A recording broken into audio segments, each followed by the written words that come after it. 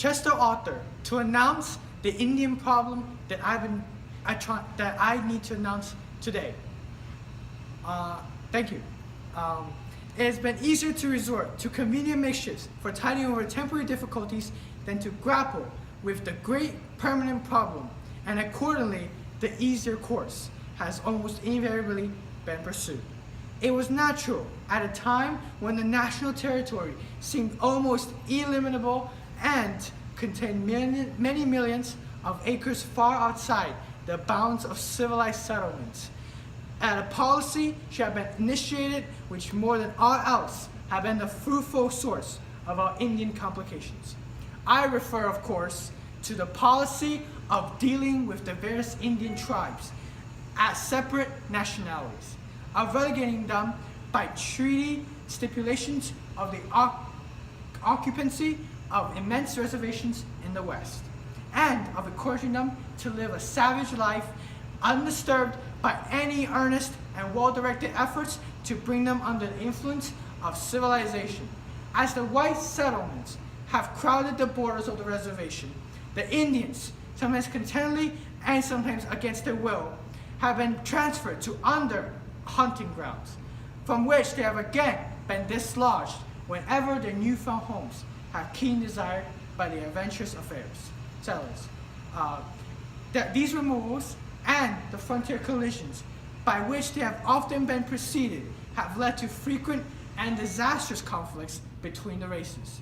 We have to deal with the appalling fact that though thousands of lives have been sacrificed and hundreds of millions of dollars expended in an attempt to solve the Indian problem, it has until within the past few years seemed scarcely near a solution that it was half a century ago. But the government has of late been cautiously but steadily feeling its way to the adoption of a policy which has already produced gratifying results. First, I recommend the passage of an act making the laws of the various states and territories applicable to the Indian reservations within their borders, and extending the laws of the state of Arkansas to the portion of the Indian territory not occupied by the 5 civilized tribes. The Indian should receive the protection of the law. He should be allowed to maintain in court his rights of person and property. He has repeatedly begged for this privilege. Its exercise will be very valuable to him in his progress towards civilization. Second, of even greater importance is a measure which has been frequently recommended by my predecessor in office and in both houses of Congress: the enactment of a general law permitting the allotment of land for secure to them by patent and for their own protection, made inalienable for 20 or 25 years, is demanded for their present welfare and their permanent achievements. In return for such considerable action on the part of government, there is reason to believe that the Indians in large numbers will be persuaded to sever their tribal relations and to engage at once in agricultural pursuits. Many of them realize the fact that their hunting days are over, and that it is now for their best interest to conform their manner of life to the new order of things.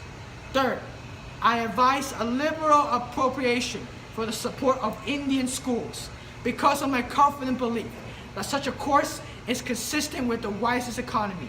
Even among the most uncultivated Indian tribes, there is reported to be a general and urgent desire on the part of chiefs and older members for the education of their children.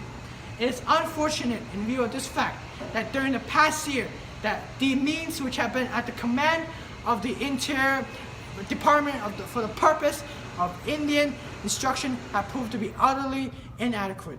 The success of these schools, which are in operation in Hampton, Carlisle, and Forest Grove, should not only encourage a more generous provision for the support of those institutions, but should prompt the establishment of others of a similar character. They are doubtless much more important for good than the day schools upon the reservation, as the pupils are altogether separated from the surroundings of savage life and brought into constant contact with civilization. They are discussed ably in the reports of the Secretary of the Interior and the Commission of Indian Affairs as this topic continues. Thank you for letting me speak today. Thank you.